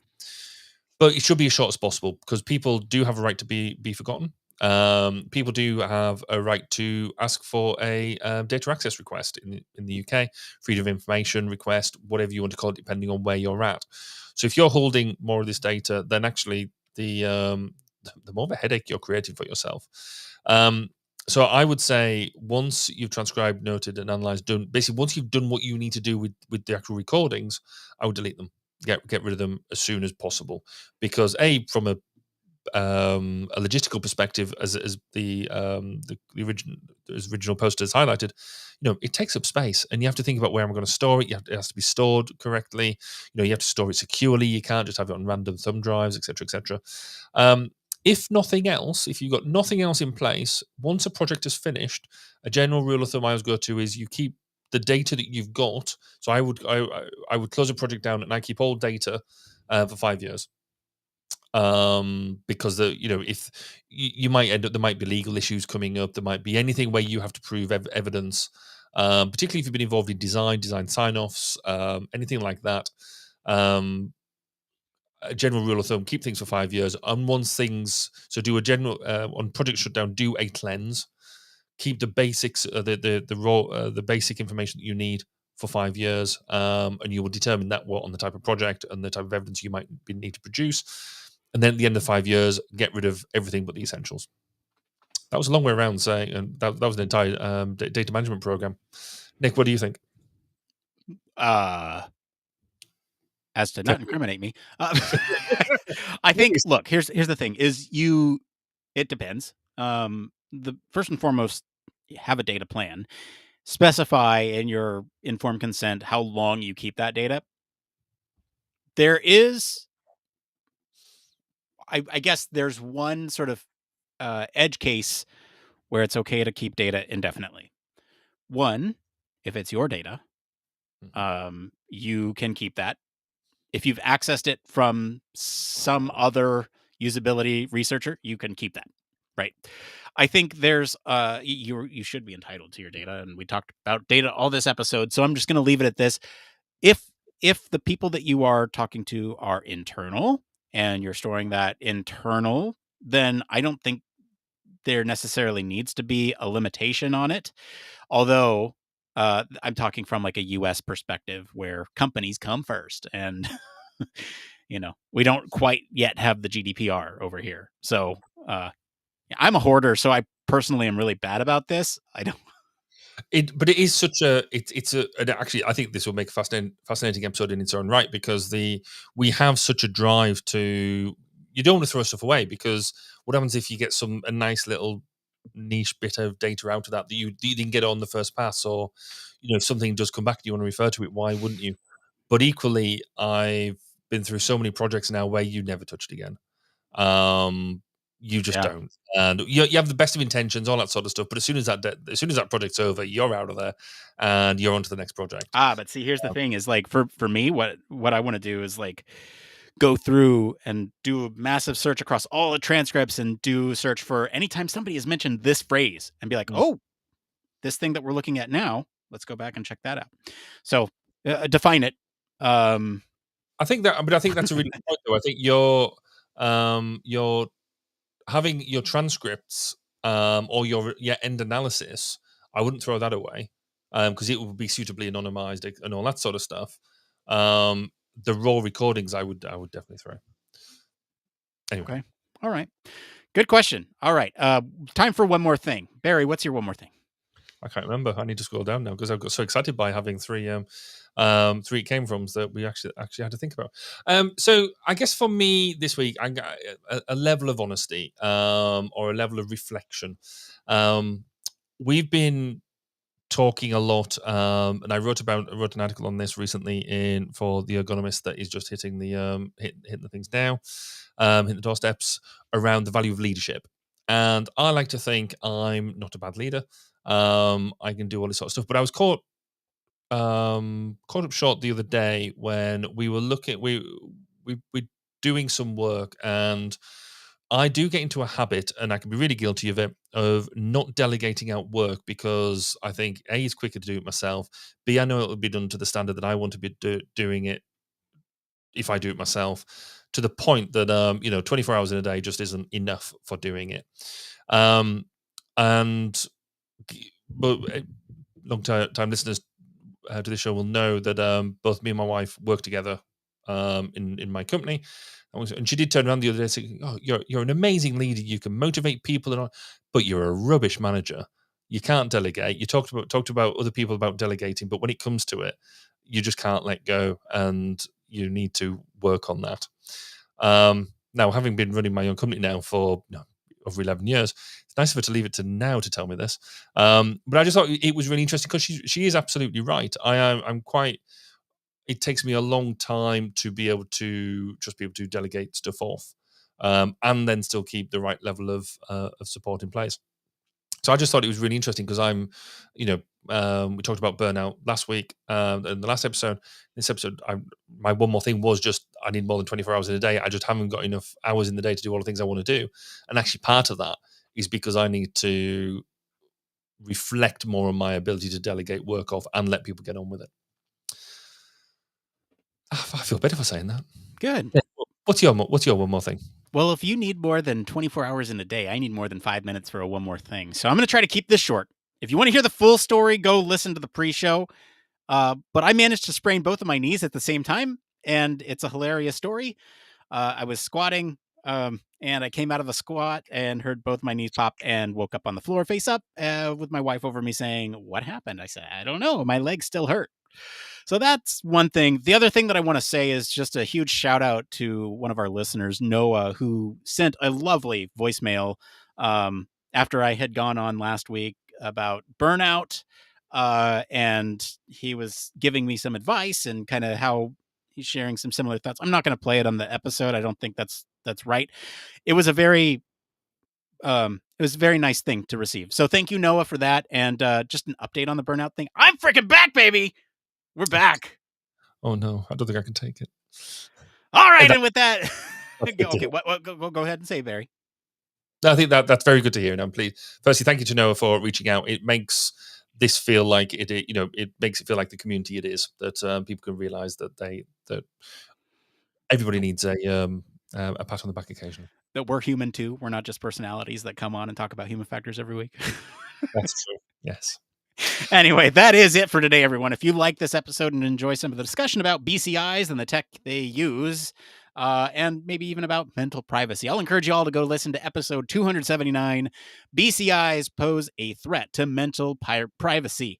Piracy too. Comment wherever you're listening what you think of the story this week. For more in-depth discussion, you can always join us on our Discord community. Visit our official website, sign up for our newsletter, stay up to date with all the latest Human Factors news. If you like what you hear, you want to support the show, there's a couple things you can do. One, you can stop what you're doing, leave us a 5-star review right now. That's free for you to do, and we really appreciate those. Tell your friends about us. That is also free for you to do and costs you nothing. And if you want to send money our way, we have a Patreon with a bunch of different benefits that you can look at on our website. So please go do that if you have the financial means to and want to support us that way. As always, links to all of our socials and our website are in the description of this episode. Mr. Barry Kirby, thank you for being on the show today. Where can our listeners go and find you if they want to talk about your invasive thoughts? Well, you can just plug into my head at Twitter or X, depending on how rebellious you're feeling. I'm Baz_K on there and across other socials. Or if you want to listen to some interviews with esteemed people around the Human Factors community, find me on 1202 The Human Factors Podcast at 1202podcast.com. As for me, I've been your host, Nick Roome. You can find me across social media at Nick_Roome. Thanks again for tuning in to Human Factors Cast. Remember, no show next week. Until next time, it depends. And scene, and the audio will come shortly. I clicked the button. Hey. Oh, I'm boiling, melting. That was fun. That was good. It's always those shows. It is. It's the topics that you think that are not necessarily going to be, because we had no notes a small handful of notes for that compared to normally we'll have like a really good sort of breakdown of points and all that sort of stuff. We had 1, 2, 3. We had 4 notes there that were. You know what, Barry? I've. Do I say this? I don't know. Yeah, do it. Go on.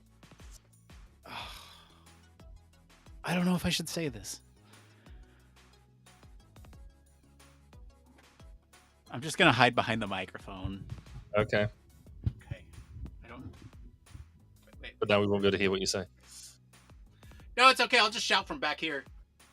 So cool. Ow. Ah, my knees. Oh, What you need? jeez. Okay, I'll say it since I've hinted at it. Oh,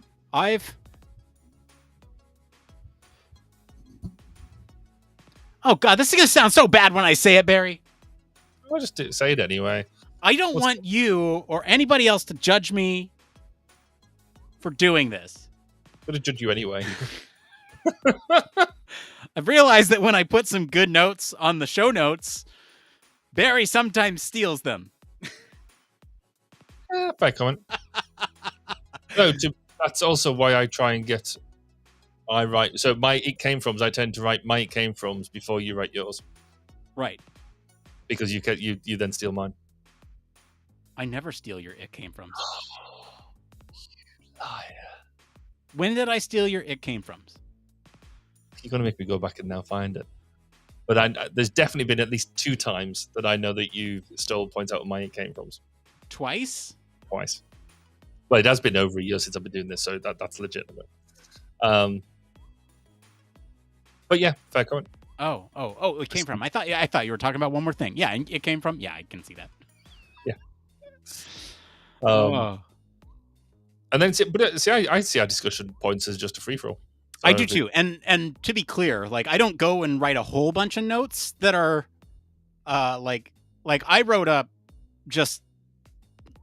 Like, I don't know if you could tell. I had my own document for the AI Bill of Rights. Or not AI Bill of Rights. That was one of my references for the mental Bill of Rights or the BCI Bill of Rights, whatever you want to call it.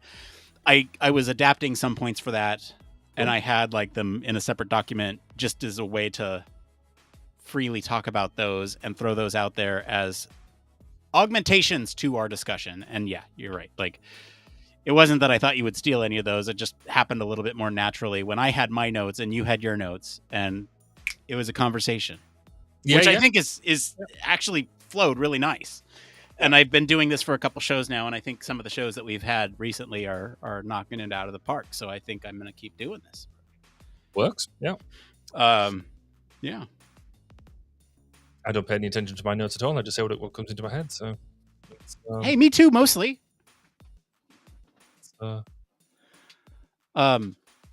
So I have to show you this. A few weeks ago, I told you that I had started like strapping everything together on my Steam Deck.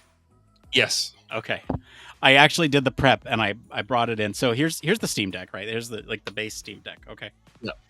All right. So now on the back, I have this dock that's actually, piggybacking off of it, and it's fine. It doesn't add too much bulk to it, right? Mm-hmm. Okay, now below that, I have this magnet. Now this magnet, you can kind of see there, is just bolted on. It's not bolted on. It's just stuck on with some 3M tape, right? And it stays there just fine. And I have, all my cables kind of just hanging out here. It's a little annoying when I... Okay, but here's where it gets a little ridiculous, all right? You want to see where this gets ridiculous? Okay, so I mentioned I have a power bank. Okay, here's my power bank, and on both sides I have one of these little like the plates, magnetic strip. Okay, now this power bank's nice because if you click the button, you can actually see how much is left on it. Right now it says 67%. Right, so you can see that up there in that corner. Okay. Yeah. So, magnet meet power bank. Whoa. So now I can keep gaming, and if I want to, see what it actually sticks on there pretty well. If I wanted to see what the power is, I can kind of hold it like this, and it's a little bit more balanced. So I just wanted to show that because I don't think many people could envision what I was talking about last time when I was like, yeah, I put a power bank on the back of my Steam Deck, and it's actually really heavy. Like it doubles the weight. Does it not make it top heavy as well? Does it not make it like sort of want to rotate out your hand? Not really. So if I keep it low enough, the weight is like centered just enough to where it's resting on my middle fingers, which is just below. Like you can tell it's kind of like sitting on my middle fingers, and it wants to roll down, still. But yeah, it actually ends up being pretty comfortable weight wise for like gaming.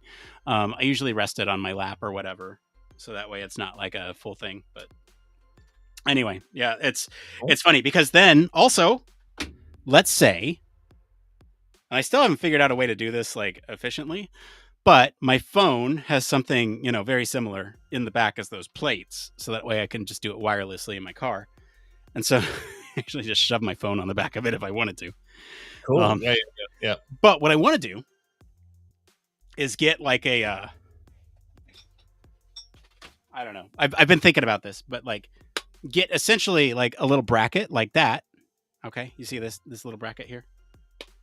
Shove it there and then have my phone magnetized on the bracket. So that way I can like put up guides and, whatever, and just have it hanging out right here above my Steam Deck and follow like walkthroughs or whatever I need to. Or I could be watching YouTube videos or something as I'm playing. Ultimate multitasking tool. Yeah, it really is. I mean, this is like, it's a little ridiculous, the like whole magnet thing, but I think it's actually kind of cool too, because it makes it expandable in ways that I didn't think about before. Like, I don't know. If I really wanted to, I could throw, I don't know. Here's what we'll do. Whoops. Ow. Ouch. That hurt. My phone just hit my toes. Ow. At least it didn't hit your knee, because that would have been more painful. All right. Here's what we could do. You ready for this one?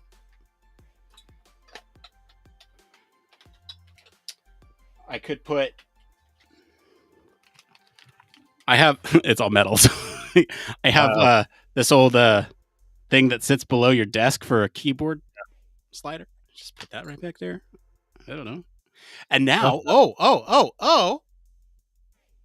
Do you see what I see? Because I can now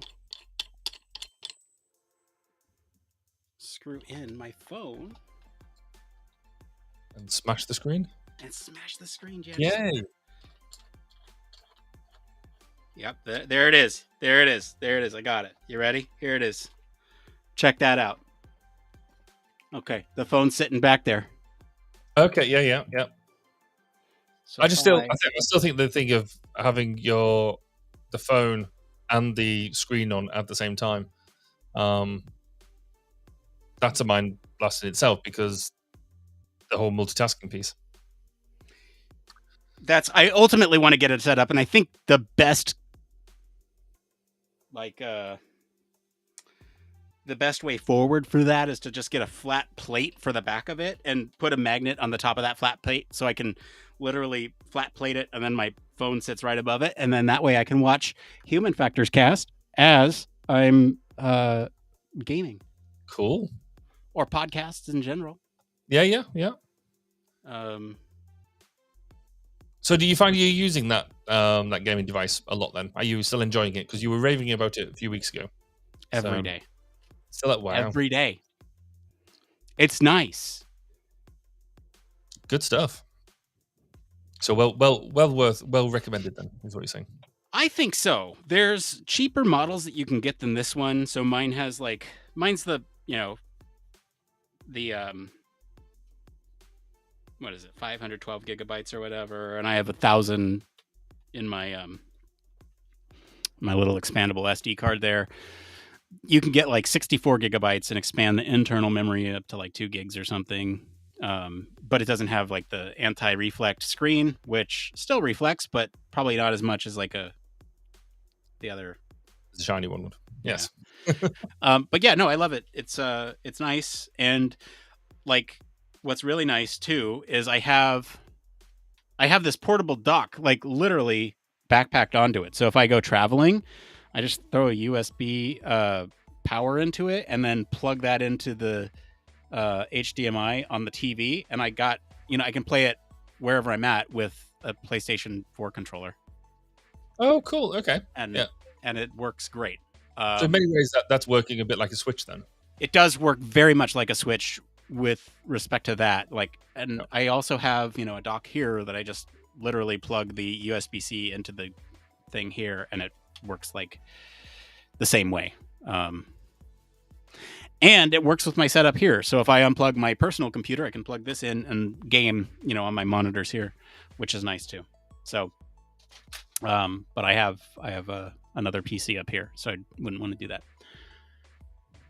But yeah, I love it. It's great. That's cool. So if we're not doing a show next week, what are you going to do with your extra time? Oh, that's interesting. I sleep. Oh, it's daytime for you, isn't it? So I guess not. Yeah, no, I have. I actually have user meets next Thursday, so I will be analyzing data at this time next week. Fucking wrong. Yeah. Mm-hmm. I'm trying to think what I'll be doing. I don't know. I go to the pub. In the wait. In fact, no. If I've done that, then I'll be just getting kicked out of the pub at this point. Barry, that just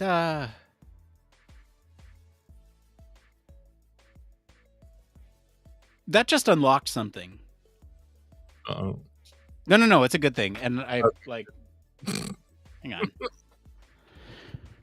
I wonder. I'm going to type this in chat, and I want you to read this. Hold on. What if we?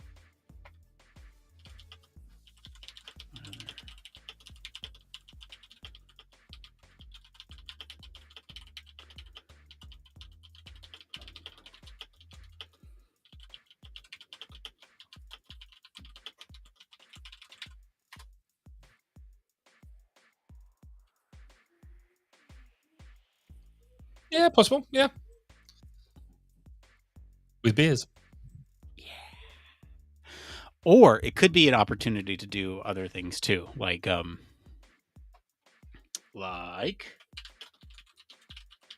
or I don't know. It just thinking about like a couple things. It's weird because I'm like referencing all this stuff in text. I just don't want to expose it, Yeah. No, I think there's a the idea is that if we look at how it makes better use of the time. Exactly. Because it's not so much the time commitment; it's the everything else. Yeah, the headspace stuff. So I've got another interesting problem that I'm going to help with. So in our new offices, have I mentioned we've got some new offices? I think I have once or twice. We've just got a new car too. No, that it's a year old now. Yes, I can't believe that. It's crazy, isn't it? So I know that because we just had to renew the insurance on it, and I nearly cried. So we've got a new sign. It's a small sign. It's about, I guess, a 14 by 12 inch sign, something like so relatively small. To go outside above the door of the office, and I assumed. So we got the sign off my usual supplier. Brilliant service, and I asked him for it the other 3 days ago or something, and it arrived today. The guy is amazing at turning stuff around quickly. But when he came, I assumed it would have mounting holes, and it doesn't. So I was thinking, hey, I mean, it's no effort to drill some holes in. That's easy. Oh boy, what have you done? What, me? Yeah. Oh, I'm just flipping my mic over to make it tighter. Yeah. So drilling holes in the sign, relatively easy. You can crack on do it. But actually, could I trust modern technologies and actually glue it up outside instead? So it's a metal sign, probably aluminium sign. Going onto a wooden plinth, I guess, type of thing. Like I say, it's relatively lightweight, so it's not. So it's the sort of thing that probably with a little glue or something like that, some sort of epoxy type affair. Would probably work on, but I've never done it before, so I think it might prove an interesting experiment, because it should do, because things like Gorilla Glue or the brands are available. That's what they said. That's what it prides itself on, being able to bond like metal with wood and things like that in a waterproof way. So if anybody on on the socials or who's listening to this has got any thoughts or ideas, then chuck them into chat or into the comments and let me know, because I think it would be hugely useful. Ideally, it's something I'd like to do tomorrow, but I've got another sort of problem with that. So the sign is outside. Mm-hmm. There's an old sign to come down, and we are right opposite the pub. So there's a local pub, and it is literally just the other side of the street, where people frequent it pretty much from 8 o'clock in the morning all the way through to 11 o'clock at night. So I would have to be on a stepladder, taking the old sign down, which is not going to be an easy task because the screws are rusted and it's going to need a bunch of prep and stuff like that. The chances of me falling over, or just people giving me sarky comments as I'm doing said job, is probably quite high. Therefore, I need to think about how I'm going to achieve this without anybody mocking me being up a ladder and potentially falling off and all that sort of stuff. So this whole thing around a new sign is going to be quite a challenge. I'm looking forward to it. What could possibly go wrong? Nothing. We shall see. I believe you have this. Well, there'll be. I presume I'm probably going to put it on over the weekend, so there will be presumably photos at some point. I love that. I've just thought, I don't have. If I glue this up, I could glue metal to metal, and not actually take the previous sign down at all, and just glue this one in front of it. Is the previous one, is that smaller, or is it? It's the same size. It's pretty much exactly. I think it'll be ever so slightly smaller. But I wonder whether I've got a picture of so I can. I think that could work. That could work.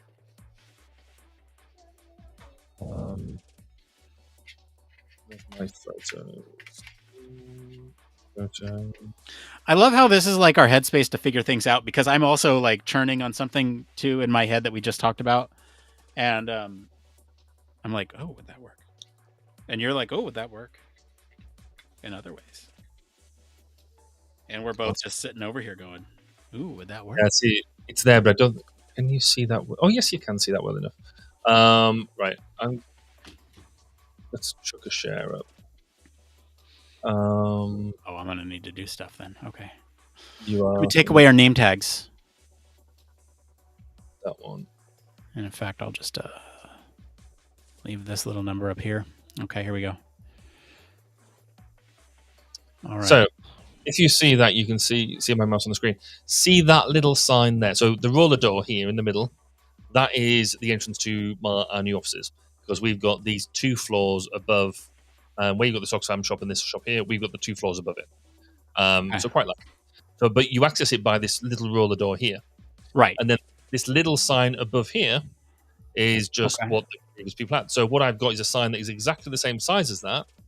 That should use the wooden plinth behind it. And so my sign will just go directly over that. And I was assuming that I would need to take this one down in order to put mine on it. But actually, I don't necessarily need to have to do that. I could potentially just glue straight onto that and it be a thing. You could. That might be an easier way of doing things. I shall have to think about that, because that means this sign will need preparation. I don't believe the company that was there, or the organisation that was there before us actually, well, that sign's been up there for ages and nobody's claimed it back. So, yeah. We shall see. Anyway, right, I'll stop sharing. Okay. That. All right. But yeah, so that's the challenge for the weekend. The challenge for the weekend. Well, I like that. I just as you were talking, I just realized that I have things that I can put my phone into. Brilliant. And now, like, how do I get this ball joint through one of these holes? Granted, it won't be a magnetic clip like I wanted, but I could potentially just attach, the ball joint there to that, and then all I would need to do is just slap it on there, and it's done. I do have magnetic things elsewhere, though. Magnets, man, they're cool. Yeah, I always do worry about them though, about whether you're going to, because I know electronics are now better developed in recognizing that magnets are now a useful thing to use. But I still have the whole don't put them near screens, don't put them near your phone, even though we use them near the phones and stuff like that. Oh yeah, I'm just old school. So. This actually came from one of these. Right. Okay. All right. Now, if I ever needed a little bit more of a holder for this thing, I could always just, put that there. I'm not going to suggest you might be over-engineering things, but This is exactly what I was saying the other week, is that I'm over-engineering this stuff, and also, this is too heavy to support its weight. Look, it'll fall. Yeah. No, and it'll give you neck strain. Yep. But, don't need that right now. Oh, but this thing does have a kickstand built in too. Look at that. Oh, cool. The dock. Yeah. All right. Okay. Yep. So, Oh, I don't cool. know. Very cool stuff. I'll take that off.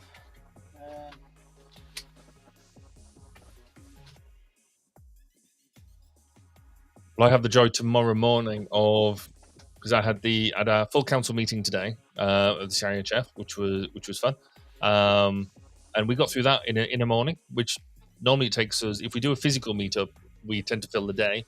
But it's amazing how online we can actually get through material quicker. But tomorrow I get to have the morning of going to what's called FEES, which is the European Federation of European Ergonomic Societies,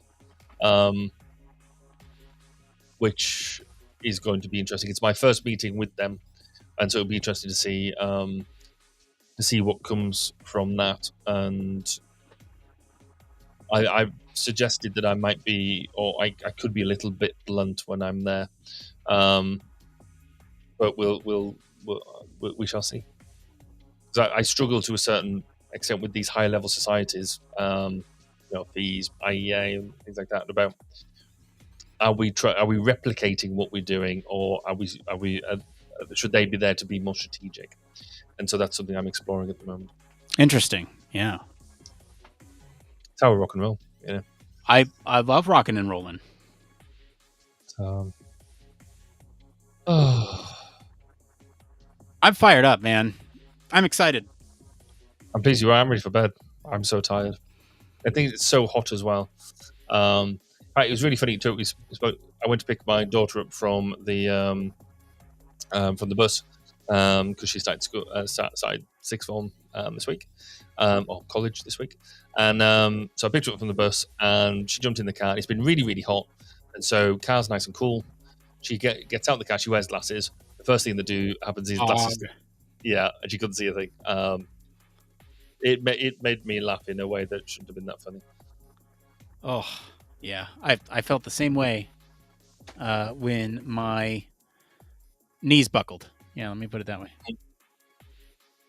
But that is funny, to be fair. That's hilarious. It's not. I'm sure everybody sympathizes with you. I'm sure. I'm going to get a nice voicemail from Noah saying, I'm really sorry about your knees. Just keep them elevated.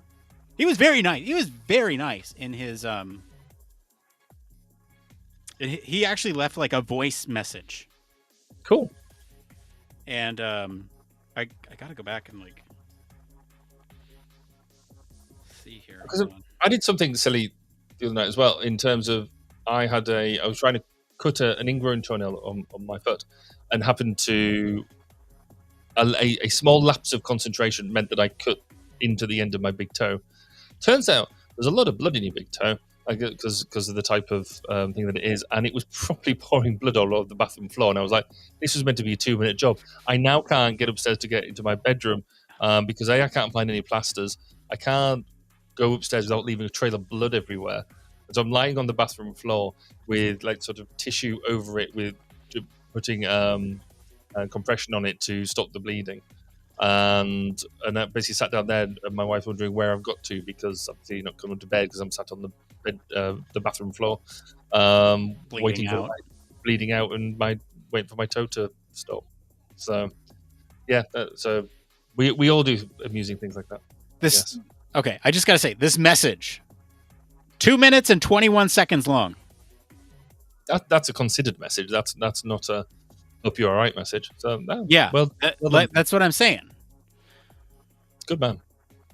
Yeah. Thanks, Noah. And thank you all for tuning in and watching us live. Really appreciate you all here. Indeed. We'll be off next week. Be Yeah. back 2 weeks from now. 2 weeks time, hopefully. Talk about something. Be on the lookout for our poll that you can all vote in. Become a patron. You'll be alerted when those polls go out for just $1 a month or more if you want to do that. All right. We'll take off, and we'll see y'all next time. Thank you for joining us, and take care of yourselves and your loved ones. See you later. Bye. Are you tired of boring lectures and textbooks on human factors and UX? Well, grab your headphones and get ready for a wild ride with the Human Factors Minute podcast. Each minute is like a mini crash course packed with valuable insights and information on various organizations, conferences, usability methods, theories, models, certifications, tools, and much more. We'll take you on a journey through the fascinating world of human factors, from the ancient history to the latest trends and developments. Listen in as we explore the field and discover new ways to enhance the user experience. From the Think Aloud protocol to the critical incident technique, focus groups, iterative design, we'll make sure that you're the smartest person in the room. Tune in on the 10th, the 20th, and the last day of every month for a new and interesting tidbit related to human factors.